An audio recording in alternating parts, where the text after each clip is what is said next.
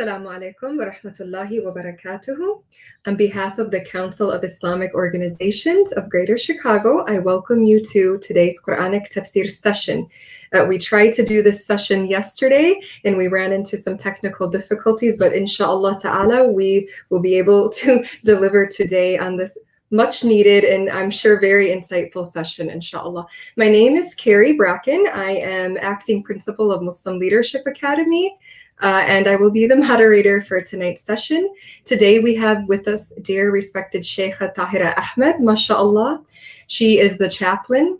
Chaplain Tahera Ahmad is a dynamic Muslim scholar practitioner who served as the director of interfaith engagement, associate university chaplain and associate chair of the Women's Residential College at Northwestern University. She also serves as faculty at Garret Theological Seminary on Northwestern campus.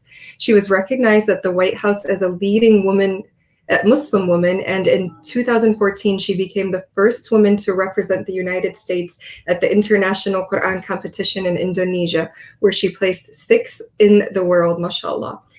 Her undergraduate education was in biochemistry and graduate work in theology. She studied in the Islamic Chaplaincy and Interfaith Dialogue program at the Hartford Seminary and received graduate certification in the Women's Spiritual Leadership program and graduate certifications in Classical Arabic and Islamic Studies from Ad-Diwan and Al-Azhar, Cairo, Ijazat certifications in Tajweed, Art of Quran recitation, and has taught widely across the USA. MashaAllah, that is such a mouthful, MashaAllah.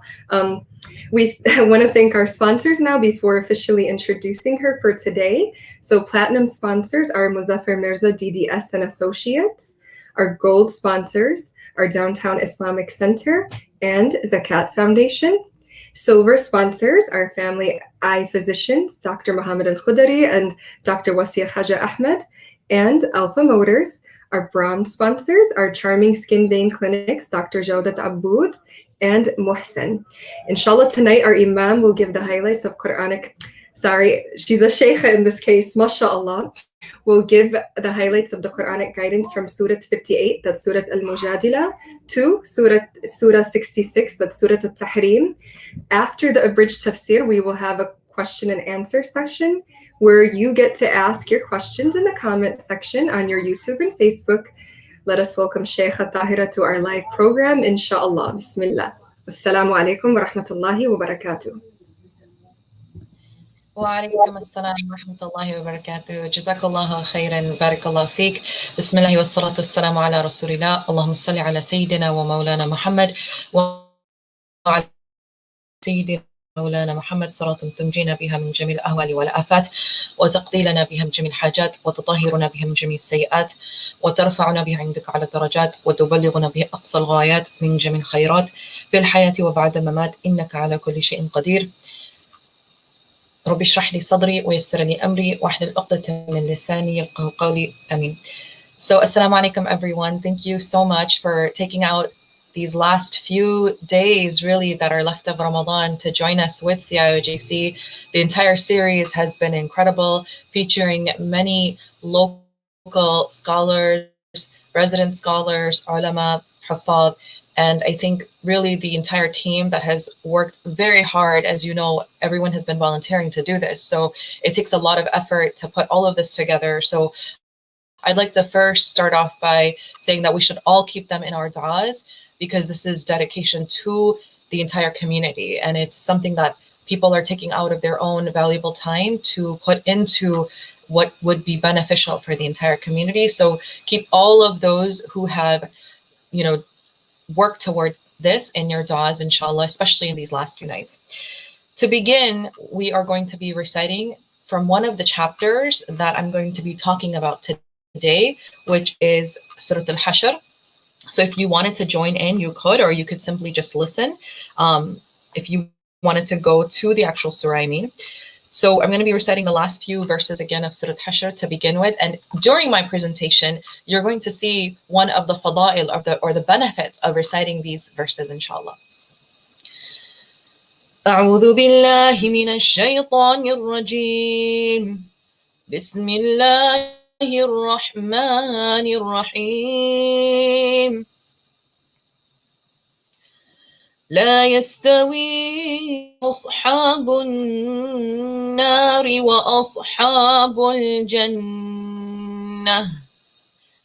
أصحاب الجنة هم الفائزون لو أنزلنا هذا القرآن على جبل لرأيته خاشعا متصدعا من خشية الله وتلك الأمثال نضربها للناس لعلهم يتفكرون هو الله الذي لا إله إلا هو عالم الغيب والشهادة هو الرحمن الرحيم والله الذي لا إله إلا هو الملك القدوس السلام المؤمن المهيمن العزيز الجبار المتكبر سبحان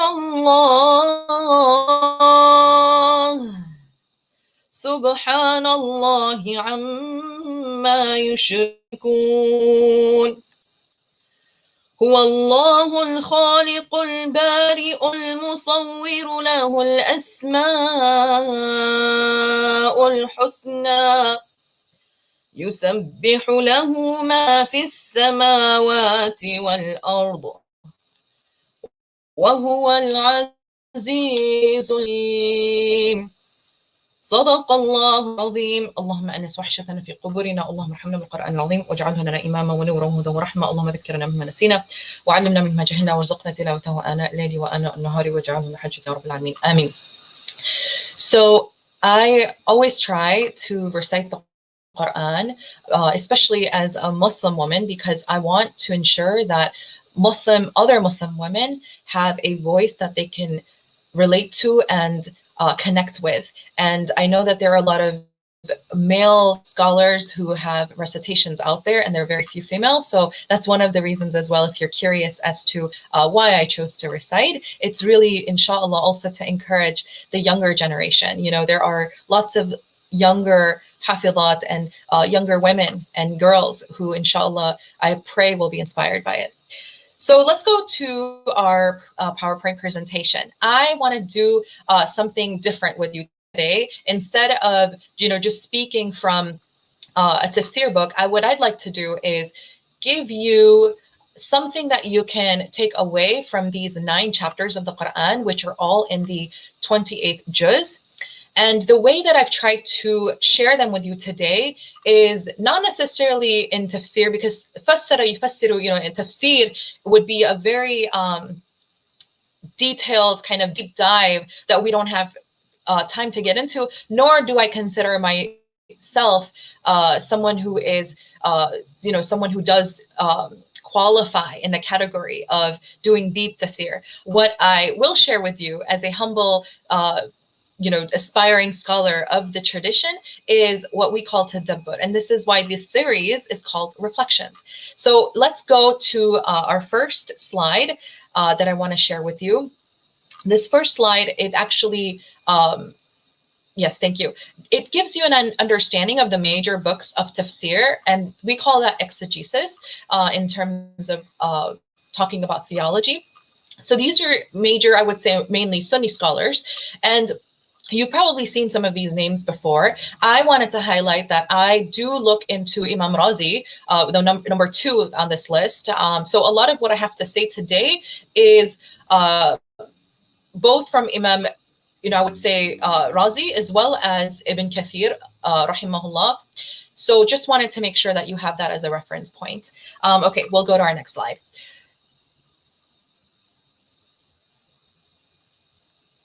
Thank you. So these are the chapters, like I said, that we're going to be talking about. Now, here's what's really interesting about these chapters. Some of these chapters are often, verses that maybe some of you have read, and have questions about. And I know that the entire Quran, you know, is something that we all navigate through. But these surahs are in particular talking about hypocrites, for example, talking about the munafiqun, talking about not taking, you know, enemies as friends. And these types of places in the Quran can sometimes, I want to acknowledge, be a little bit, cause a little bit of curiosity, right? Of, well, what does this mean? Can I take, you know, people as, you know, who are not Muslim as friends, or, you know, these types of questions come up. So I think it's really interesting that these chapters have to be studied, and we have to understand the context. And that's hopefully what I'm also going to provide, inshallah, for you today. Okay, so let's go to our next slide. So you're going to see that the same chapters are here again, right? And yes, thank you. You can keep rolling the clicker. So what you're going to notice is, as the first, you know, we're going to talk about Mujadala, which is 58, all the way to Tahrim, which is 66. And on the right side of the screen, you can see that Mumtahina is actually the first in chronological order to be revealed. So while there's a slight difference of opinion about exact chronological order, we know that this is at least somewhat of the lineup in terms of starting from Mumtahina to Juma. So even though when you open up the Quran, Mujadala comes first, actually in the revelation order, you're going to see that I'm going to be talking about these surahs in terms of revelation order. So we're going to talk about Mumtahina first. Why? Because that's how it was revealed, right? So I just wanted to make sure that everyone's on the same page about that. That if you're curious as to Mumtahina is 60, why is she starting there versus starting with Mujadala? Okay, let's go to our next slide. Thank you. If you're interested, yes, we can go to our next slide. So if you're interested in learning more, though, about the chronology of the Quran, here are some sources for you to look at, because I know we're limited on time and people must have questions about, well, you're talking about the chronology, like what does that mean? And revelation order. You can definitely take some time if you'd like to look at these references, or you can reach out to me, inshallah, as well. Okay, our next slide. So in a previous discussion, I shared with you all that you have to understand the context of the revelation. And so we know that the Quran was revealed in 23 years, right? Most of you have heard this before. And so in 610 CE, which is about 610 years after Isa alayhi salam passes, or we believe that, of course, he was raised up. So in terms of when the Prophet received revelation is 610 CE. So Rasulullah sallallahu alaihi wasallam receives revelation, and then for 13 years, right, that revelation is in Mecca, and then the next 10 is in Medina Sharif. Now, if you press the clicker, I just want to highlight that this is the portion we're talking about. All these surahs today, or surah, are all Madani surahs. So that's really important to understand, because when we understand what happens in the context of Mecca and what happens in the context of Medina, they're very different in many ways, right? And the injunctions are different. So that's a major concept that I want you to carry through this conversation, is that all of these things happen that we're going to talk about in the Madani period. Okay, our next slide. And I've tried to summarize for you what these surahs are all about. So there are 9 chapters, and there's a lot to get through, right? But if you're just like, okay, give me a basic summary, this is the summary. I would say that the messages or the themes in these surahs could be categorized in 3 different ways. One is external community, so injunctions for how to deal with the external community. And then one area is the internal community. So making, like understanding how to resolve conflicts within your own community. And a lot of those surahs are about, or verses are about, the Muhajirun and the Ansar. And of course, the people amongst the community who claim to be Muslims, but are actually, they're not, they're hypocrites. And then finally, there are injunctions for immediate family. So those 3 major areas are addressed in these 9 surahs. And I'm going to show you how this actually plays out. Okay, our next slide. So what I've tried to do is make this as simple as possible for you to understand, right? So first I told you that all of these surahs are in the Madani period. And what I tried to do is to try to lay them out for you to say, okay, here's Mumtahina all the way to Juma. So if you're interested in learning about each one, we can go through in, some level of depth, but not, I'm not going to have time to go into too many details, but I will, inshallah, try to touch on the major concepts of each of these surahs. So you can actually take they're all hyperlinked. So you can actually click to 91, or you can just go to the next slide for the tech person. Yeah, that's fine. So, okay, so let's start with Surah Al-Mumtahina. In terms of revelation order, like I said, it's 91, around 91, and it's considered the 60th chapter of the Quran. And what's important is that it comes on and then for those who are interested in Arabic grammar, it comes on the pattern we call of ifta'ala, right? So it's actually from the root word of imtahana, yamtahinu. And we need to understand that this surah has a reason of revelation, right? So the reason of revelation for this was actually because, one thing is that it was close, some ulama believe, to the revelation of Surah Tawbah, which is also known as Surah Al-Bara. And as you know, we don't say Bismillahir Rahmanir Rahim for that one particular surah out of all and we can talk about why that is later. But really, this surah is in many ways addressing some incident that happens. And the incident that basically happens is, you have to remember that the Muslims had migrated to Medina, and there was a muhajir or sahabi who was a muhajir, and his name was Hatim radiallahu anh, and he had family left, in particular his wife and a son back in Mecca, and he knew that in the case that if there were some more if there was another battle or if there was a war, then he wanted to make sure that his son and wife and family back is protected. So he writes a letter to the Quraysh, and the argument is that he really doesn't do it out of maliciousness, but he's actually just worried for his family. So he sends that letter, and it's done in a way that really undermines the authority as well as the protection for the rest of the ummah, right? So it undermines the entire community by putting them at risk. So when this letter is sent, Rasulullah actually he receives revelation that this is going to happen, and he knows about it. And so he actually sends Ali radiallahu an, and he discovers the woman that's used in this process. And actually they find the letter, and the Prophet ﷺ, of course, talks to this to Hatim and says, what's going on, right? So why would you do this? And you have to understand that it's a time when people are still trying to establish a new society, but then they have family right back home, and they're trying to figure out what to do. So you also have to remember that the Treaty of Hudaybiyah by that point was signed. And I don't know if you all are aware that the uniqueness of that treaty was that Meccans, if they had left Mecca to come to Medina, they had to be returned. But if a Medini person went back, if they said they wanted to leave Medina and go back to Mecca, they didn't have to be returned. So the treaty was more, I would say, leaning right towards the Meccans to kind of hold down all of the pressure that was coming from them. But why is this really important for us? It's important to understand that if these verses, if you've ever read them and they felt a little bit hefty for you, some of the verses seem like, oh, why is Allah Ta'ala talking about not listening to certain people or not talking to certain people? Well, it's really, you have to understand the context. And so if you go to the next slide, the surah is actually, I have the first few verses there for you. Please go to the next slide. So you can see that it says, أعوذ بالله من الشيطان الرجيم بسم الله يا أيها الذين آمنوا لا تتخذوا عدوي وعدوكم أولياء. So this is what I mean when I say, it seems a little hefty, right? It says, "O believers, do not take my enemies and your enemies as friends," right? And some people could misuse these verses and say, oh, everyone's our enemy and everyone's, well, actually, this is in a context.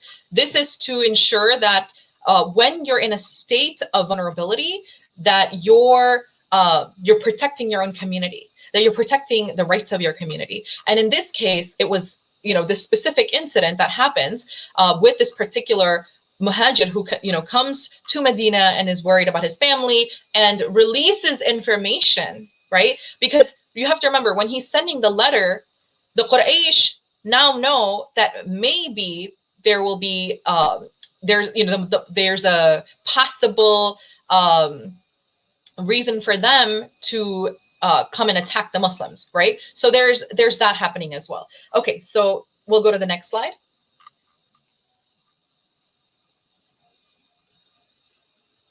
So there's a lot about how to deal with those who are hypocrites. There's a continued understanding around how to reconnect with Allah Ta'ala is to, it's the idea of anaba ilay, like to ask for forgiveness and to continue to turn back to Allah Ta'ala. And, there's a very interesting verse in the surah as well, which says, رَبَّنَا لَا تَجْعَلْنَا فِتْنَةً لِلَّذِينَ كَفَرُوا وَاغْفِرْ لَنَا رَبَّنَا إِنَّكَ أَنْتَ الْعَزِيزُ الْحَكِيمُ. So Imam Razi, rahimahullah, believes that this verse was actually a reason for why Muslims should be aware that sometimes their own actions could turn disbelievers away, right? So like this verse was actually to engage with the Muslimin in a way that says, how could you become a trial for the disbelievers? Well, in the opinion of some ulama, including Imam Razi rahimahullah, it was in our own actions that we should be aware that sometimes it could, cause someone to take themselves away further from Islam. Okay, our next slide.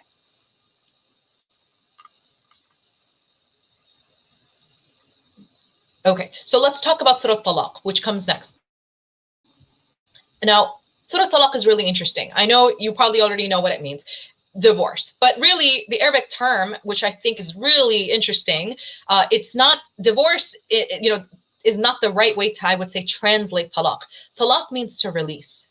It's actually something that allows another person to breathe, right? If they were having a difficult time or suffocating in a marriage, the talaq yutaliq, it's literally to release that person from the pressure or the difficulties of that situation. And what's really interesting is how the surah starts. You'll see it says, Ya ayyuhan nabiyyu idha talaqtumun nisa. So it's addressing the Prophet sallallahu alaihi wasallam, and then it's idha talaqtumun nisa, meaning when you divorce your women. And it's not saying the Prophet's divorcing his women. It's actually referring to the community. So this actually is called sifat in Arabic, this idea of addressing someone and then turning to someone else.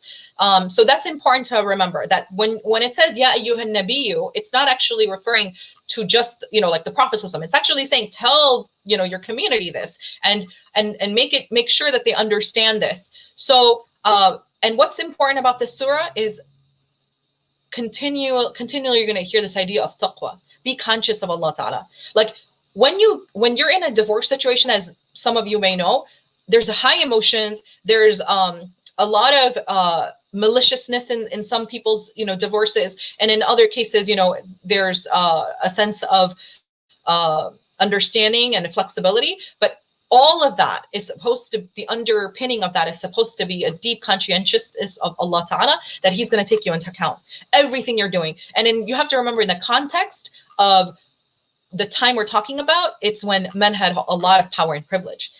So really, most of this, in terms of how do you deal with divorce, it's the injunctions are reminding the men of that community who had the power and privilege to be aware of Allah Ta'ala and to not transgress the bounds and the hudud of Allah Ta'ala. Okay, our next slide. So, all right, I'm sorry, go ahead to the next one, because this is the same slide here. You can go. Yeah, thank you. Okay, stay here. So what are some other concepts in this? That zawaj is companionship. That the Quran highlights that talaq is not just about, okay, here are the injunctions of how to, if you wanted a divorce, here's the process. And you have to remember, good argument is that in many ways, yes, the Quran actually was, out of the other kind of Judeo-Christian, as well as what we consider the Abrahamic faith traditions, the Quran actually solidifies this idea that yes, a woman can take a divorce, right? In terms of her own rights, and that to not keep her mu'allaqa, like not in a place where she doesn't know what's going to happen, right? It's not fair to her. So it also recognizes that marriage is a mithaqun ghalidha, right? And mithaq is actually the same word that's used for the divine covenant we have with Allah Ta'ala. And ghalidha means like very hefty. So it's not just, oh, okay, I got married and I got divorced. It's taken very, very seriously. It is an option though. It is something that has been permitted, but with a lot of deep reckoning, and there's a process. And that's what this, the process is maratan, right? So as you can see on the slide, it says maratan. What does that mean? That you can't just give the divorce and there's actually a hadith of Rasulullah sallallahu alaihi wasallam where a sahabi comes to him and says, I just gave my wife, divorce. And the Prophet says, are you joking? You cannot joke with, oh, kama qala Nabi sallallahu alaihi wasallam, as was said, something similar, right? Of what the Prophet said. I'm not trying to misquote him, but in that context, the Prophet sallallahu alaihi wasallam actually shows displeasure that it's not supposed to be something that's just you sit in one setting. And I know there's a lot of maybe some people have an understanding because of the differences of opinion, but we know from the time of Umar radiallahu anh, as well, of some of the athar there, as well as the Prophet sallallahu alaihi wasallam, that's not a proper way to give divorce. And then of course in our context, I would recommend premarital counseling, marital counseling, post-marital counseling, and there's a very beautiful verse in Surah Talaq that you can use. Obviously, it's not just in the context of talaq. It's this idea of asking Allah Ta'ala. Basically, it says, وَمَن يَتَّقِ اللَّهَ يَجْعَلْ لَهُ مَخْرَجًا وَيَرْزُقْهُ مِنْ حَيْثُ لَا يَحْتَسِبُ. Right? That Allah Ta'ala will provide for you if you have tawakkul on Him. وَيَرْزُقْهُ مِنْ حَيْثُ لَا يَحْتَسِبُ. He's going to give you sustenance from where you did not imagine. So all of this is supposed to be, again, embedded in relying on Allah Ta'ala, and even the process of it is supposed to seek Allah's pleasure. Okay, our next slide.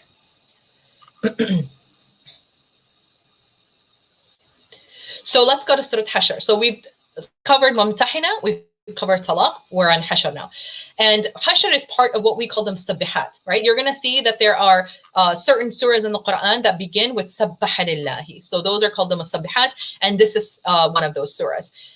Sabbaha actually is really interesting. It means to make something float. So when you're making tasbih, every time you say Subhanallah, the idea is that you're keeping the constant declaration of Allah Ta'ala and maintaining His grandeur, right? Like to do tasbih is to maintain whatever that divine, like the grandiose of Allah Ta'ala is supposed to be, right? So that's what actually sabbah actually means. So the asbab al-nuzul, or the reason of revelation, is that this was, according to many ulama, around the time of the battle of Khandaq, or this idea of the battle of the trench. And Salman al-Farsi radiallahu anh is someone that actually plays a role in this. He's from Persia, and he actually says that when the Meccans and the Quraysh were trying to attack Medina, his idea is, well, let's basically dig a trench. That's what we used to do back in Persia, and so that's what they do. And there's more in Surah Ahzab about this as well. We'll go to our next slide.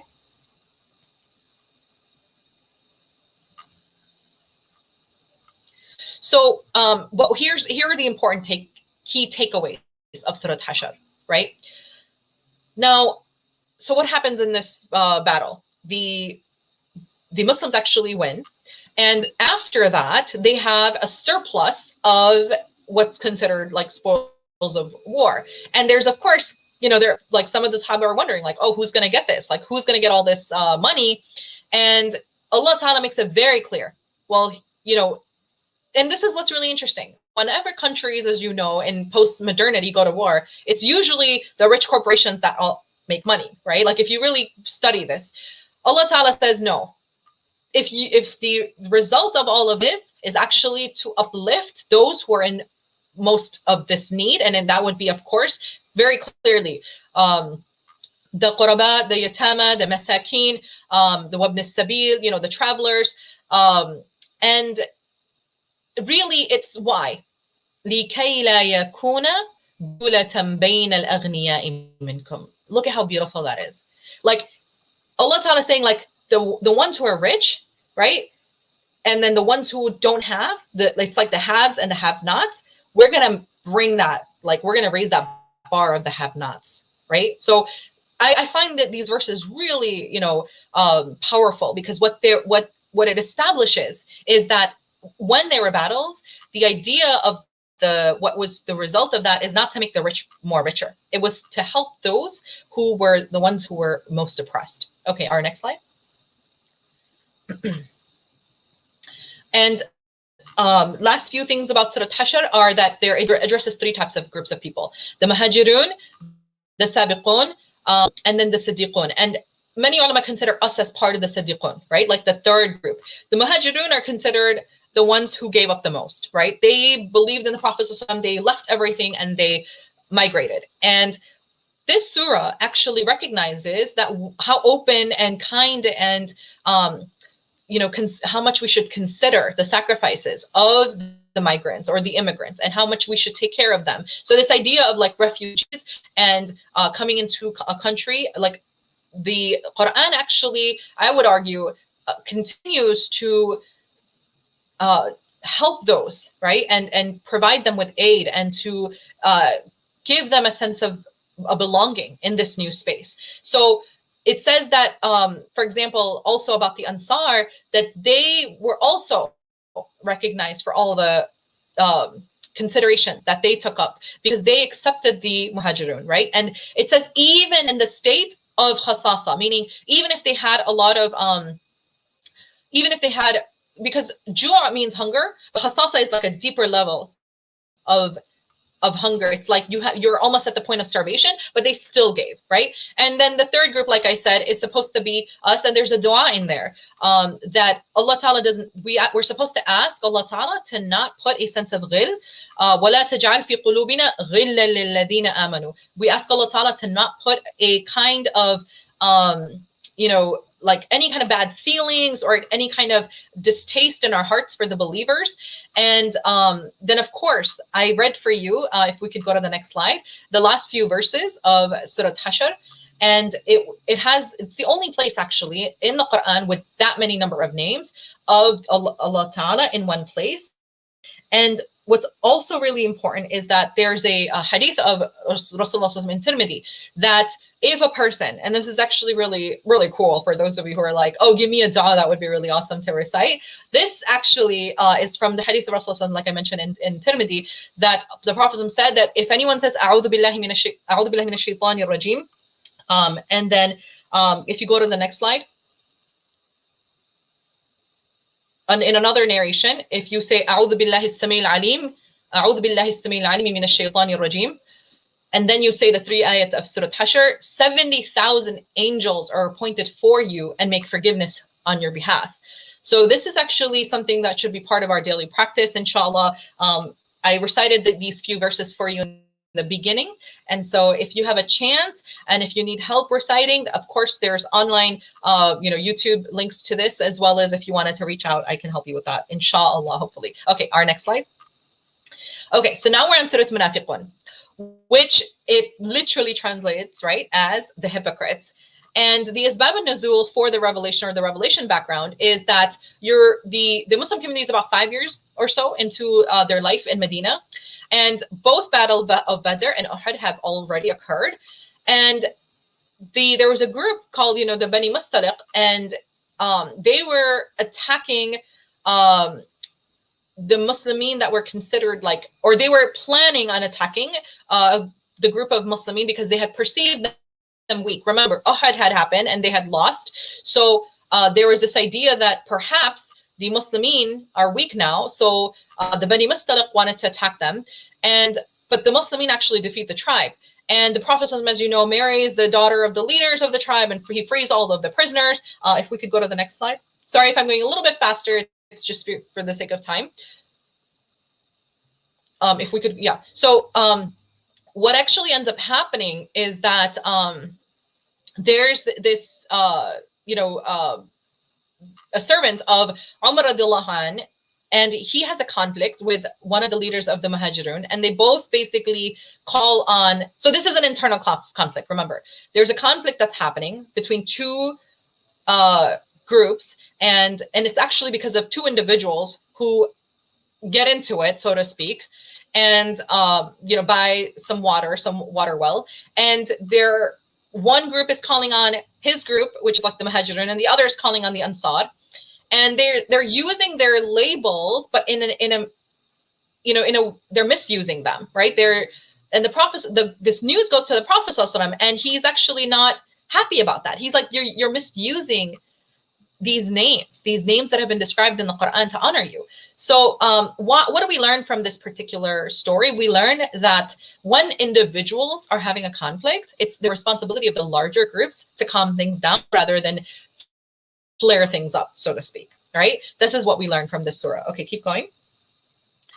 And another major concept of this is, when we're talking about the munafiqun, notice Allah Ta'ala doesn't say, Ya ayyuhal munafiqun, or like he doesn't address them in that way. And there's a reason for that. And we'll talk about that a little bit. But in particular, there was a companion technically he was a companion, but, he's indirectly called out in the surah. And there's an agreement amongst many scholars that it's actually Abdullah ibn Ubay.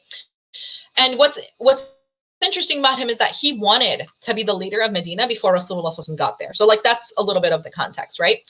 And whenever there was a chance to flare things up, this guy would flare things up, right? So he also didn't like the Muhajirun. Like he used to be like, something along the lines, the Arabic, I would translate it as like the dogs that feed you will bite you one day, right? So he used to treat the Muhajirun and talk about them in a way that was like how maybe in the modern context, people talk about, the immigrants are going to take over our jobs. Their immigrants are going to, the kind of the fear mongering that happens, if you can think about it in the modern context. So he was that guy, right? And when this conflict that has kind of started to happen between the internal conflict between the Muslimin, between the Muhajirun and the Ansar, which was again an individual conflict, which kind of flared up a little bit. He starts to say things, which is actually recorded in the surah, right? There are verses in the surah of exactly what he said.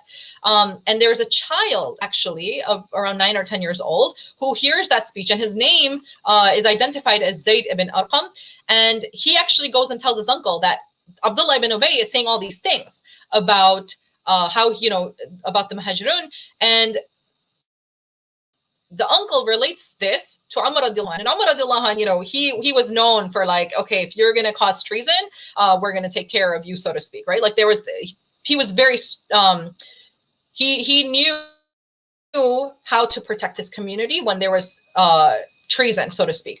So he goes to the Prophet ﷺ, they're all talking in the tent. And the story goes that this little boy who had actually shared information about this whole incident is standing outside of it, waiting to see what's going to happen. And, the Prophet ﷺ decides, okay, like to let things go, so to speak, right? He doesn't decide to punish Abdullah ibn Ubay for causing all this havoc in the community. And so when they all leave the tent, he's wondering, right? This little boy, like, what happened? Like, why wasn't he taken into account? And what happens basically is that these verses are revealed, and the Prophet brings Zayd ibn Arqam back and says, and recites these verses to validate his story, right? He's this young little boy who shares that, hey, this happened, and he doesn't want the community to have greater, impact or, negative impact from what this man is doing, Abdullah ibn Ubay. And now the Quran is revealed, and it actually validates the story of this young little boy. And I think that's also really powerful here to think about, right? And again, when we're thinking about these verses, we have to understand they're in a context. They're not just like everyone's, you have to be very careful also in how and you address somebody who's a munafiq or not. We don't know, right? That's another thing. So we'll go to, actually keep it to the slide. One more thing is the munafiq is not a term to be fiddled with, right? Because we know that the son of Abdullah ibn Ubay actually asks for the Prophet to make the janazah prayer for his father, and the Prophet does. And the question is why, right? And then there's different opinion amongst ulama of why. But if you can understand that we don't know the hearts of people, right? Allah Ta'ala still protected them. He never actually says this person, this person. The only really, I mean, Abu Jahl is named in the Quran in that way, right? And Zayd, not Zayd bin Arqam, but the adopted son of Rasulullah is named in the Quran. And of course, Abu Jahl is considered, you know, someone who was causing a lot of distress to the Prophet ﷺ. And there's a whole chapter, right, about him in Tabbat Yada, right? But what I'm trying to say is, overall, we're not supposed to be using that term lightly. It's a very hefty term. And think of in the context of the even pre-Islamic Arabian society. The worst thing you could be was a hypocrite. Why? Because when you gave your word in that context, it meant everything. Like if you gave your word and you backed up on it, you it was like you don't have any girth to you, any kind of you know, himma to you, any kind of sense of nobility to you. So a hypocrite would be completely opposite of that. And that's why it was such a big deal. Okay, the next slide. Okay, so now mujadala, right? And I'm sure some of you have heard this. This is actually how the 28th chapter begins. It's قَدْ سَمِعَ اللَّهُ قَوْلَ الَّتِي تُجَادِلُكَ فِي زَوْجِهَا وَتَشْتَكِي إِلَى اللَّهِ وَاللَّهُ يَسْمَعُ تَحَاوُرَكُمَا إِنَّ اللَّهَ سَمِيعٌ بَصِيرٌ. So this is Asbab al-Nuzul, or the background of the story, is that a woman comes to the Prophet ﷺ, and she's complaining about a practice that then actually is addressed and is discontinued, right? So one of the things that in pre-Islamic Arabian society that used to happen is a man would be like, oh, you know, like to his wife, like you're like, you know, and it sounds really awful, but things that were said like, oh, you're like mother's back now, meaning basically it was in their own cultural way saying you're haram to me now, like and basically it was a way to just say you're divorced. And what's awesome about Allah Ta'ala's, you know, like intervention in this is he's saying, no, like your wife is still your wife, you know, you can't just be like, oh, you're like my mother now, and then be like, bye, right? Like, I mean, really look at these verses. It's trying to, you know, basically, again, like I said, even Surah Talaq, it tells the men like, strain up, right? You can't just think you could do whatever the heck you want, right? To these women. So Allah Ta'ala says he listened to her. So what I find really beautiful in these verses is look at what Allah Ta'ala says. قَدْ سَمِعَ اللَّهُ قَوْلَ الَّتِي. Allah Ta'ala heard the conversation between this woman who was pleading to you about her husband. وَتَشْتَكِي إِلَى اللَّهِ. And she was complaining to Allah Ta'ala. And I think this is what's so powerful about this. It doesn't say she was complaining to you. She was complaining to Allah Ta'ala. Why? Because she knows that Allah has the power. Yes, she's going to the Prophet ﷺ to find some resolution for herself. But notice when the Quran talks about that, the idea of complaining, or, you know, in here it's tashtaki. In earlier, we talked about Surah Yusuf in another presentation. And if you remember from that, Yaqub alayhi salam says, "Innama ashku bathi wa hazni ila Allah." I only complain, right, of my deep grief and my sadness to my Lord. This idea is, you know, we do shikwa to Allah Ta'ala. I'm sure some of you know Allama Iqbal, a very famous Pakistani writer, poet, and you know, rahimahullah. He has this idea of shikwa and jawab shikwa, right? Why? Because even he understood that ultimately that complaining, this idea of connecting to a person who can only truly understand you is Allah Ta'ala. All right, our next one.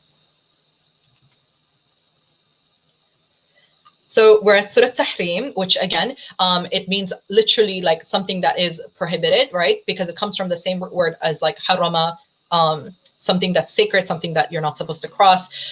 And the Asbab al-Nuzul, there's actually couple of things that happen in this. And again, I know we're short on time, so I'll ask for you to maybe go back to some of these slides, which will be available for you afterwards in terms of the on YouTube. You can look at the presentation.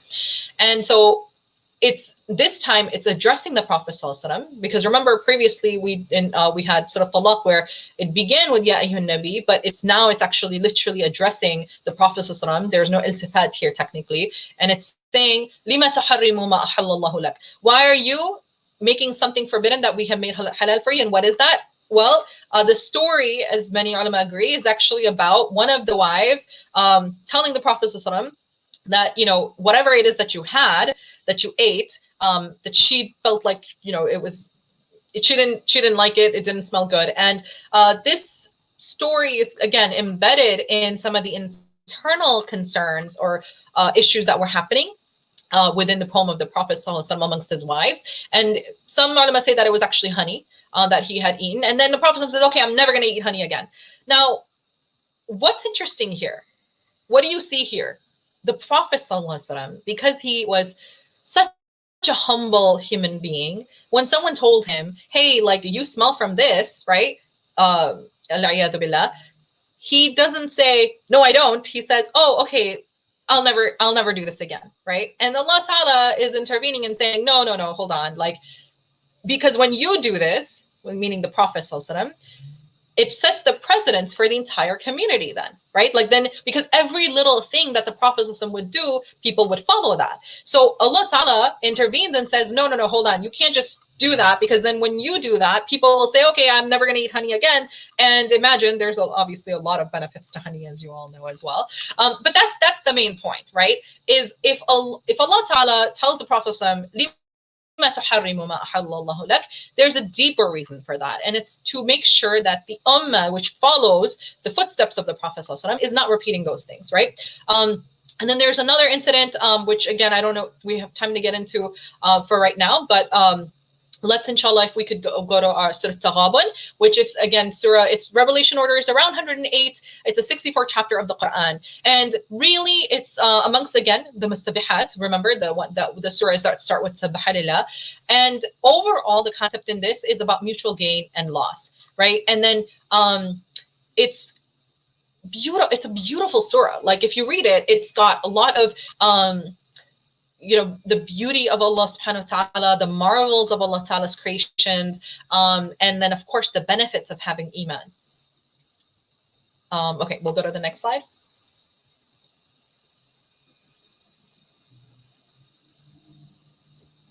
Okay, now we're almost at the end. Surah Saf literally means the ranks. Again, it's also part of the musabihat. It starts with Subhanallah. And then the Asbab al-Nuzul, it's, you know, really, again, it's going back to this whole idea of what, you know, the situation was in Medina around hypocrites, and it's addressing them. And it's also addressing three types of believers. And it ends, the whole surah ends with this idea of how Allah Ta'ala has given a mission to the Prophet Sallallahu Alaihi Wasallam. And this actually does, right, begin with this idea of Allah Ta'ala asking the believers, like, when you say something, you have to do it too, right? Like, لِمَا تَقُولُونَ مَا لَا تَفْعَلُونَ. Why do you say something that which you do not do, right? And that's the theme here, is to remind the believers, especially those who have, you know, nifaq perhaps in their heart, but no one else knows. And this is to, like, directly address them and say, hey, like, this is not okay. You're causing a lot of problems in the community when you do this. Okay, our next slide. And then, of course, Surah Jumu'ah, right? Surah Jumu'ah, as you can imagine, means what we kind of understand of it in the context today, which is like a gathering, the gathering. It's amongst the musabihat.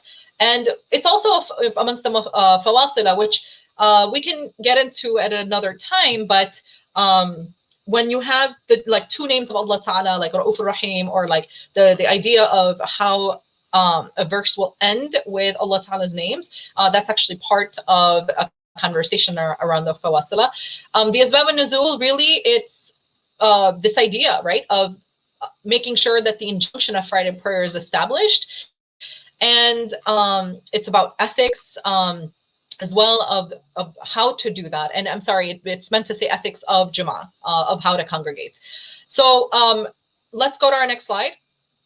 Again, we began this conversation by talking about these surahs, highlighting that these are all Madani surahs. There are 9 surahs that we talked about, and majority of them address different kinds of areas of community building and how to build a strong community. We'll go to the next slide. Yeah. So now I have the same slide I had previously, but now we're actually going to allot the surahs to these areas, right? So in the beginning, if you remember, I said there are three major themes: external community, internal community, immediate family. Here are the different surahs that are attached to each of these ideas. So Mamtahina Munafiqun Saf pretty much talks about dealing with external community.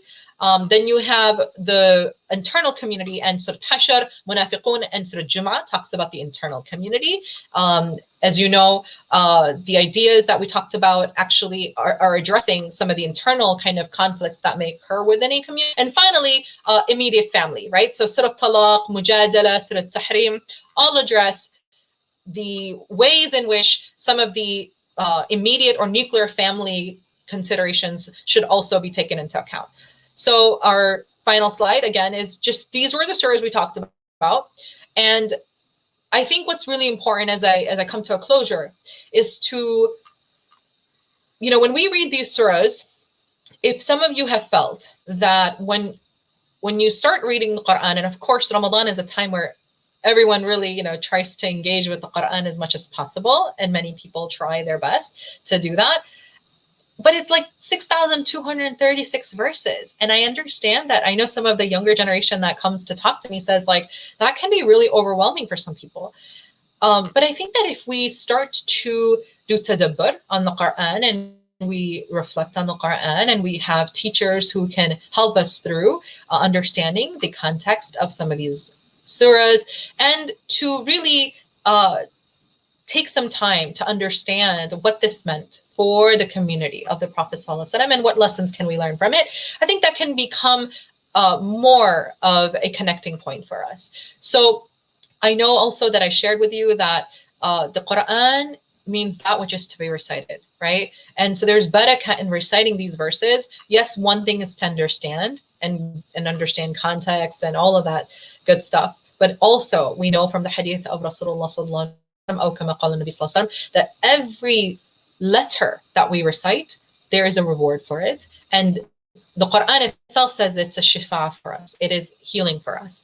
And what I'd like to end by, and my recommendation to my first for myself, is the Quran has a beautiful way of allowing us to really take a pause in our lives and focus. And the recitation is very calming.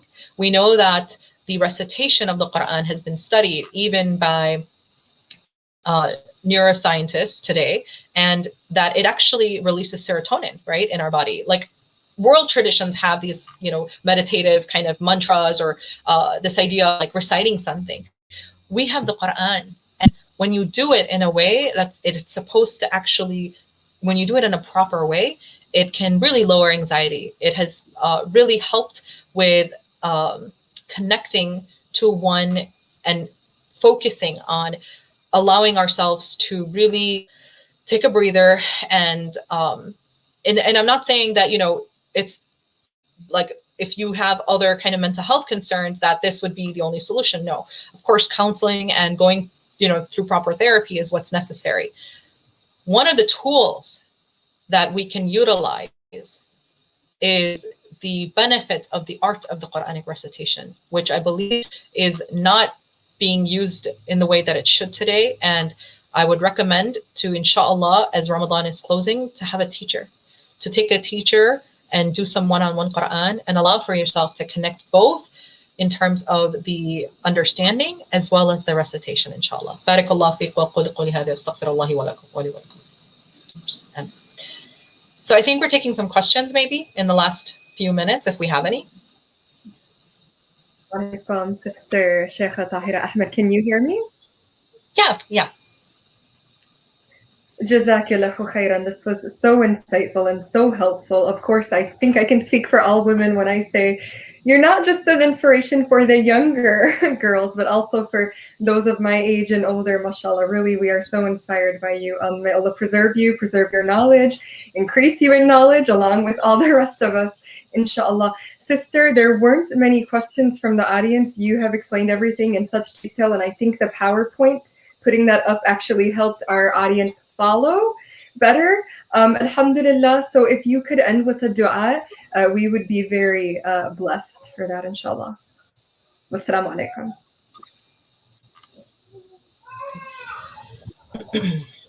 اللهم صل على سيدنا ومولانا محمد وعلى آل سيدنا ومولانا محمد صلاة تنجينا بها من جميع الأهوال والآفات وتقضي لنا بها من جميع الحاجات وتطهرنا بها من جميع السيئات وترفعنا بها عندك على الدرجات وتبلغنا بها أقصى الغايات من جميع الخيرات في الحياة وبعد الممات إنك على كل شيء قدير. لا إله إلا أنت سبحانك إني كنت من الظالمين. لا إله إلا أنت سبحانك إني كنت من الظالمين. لا إله إلا أنت سبحانك إني كنت من الظالمين.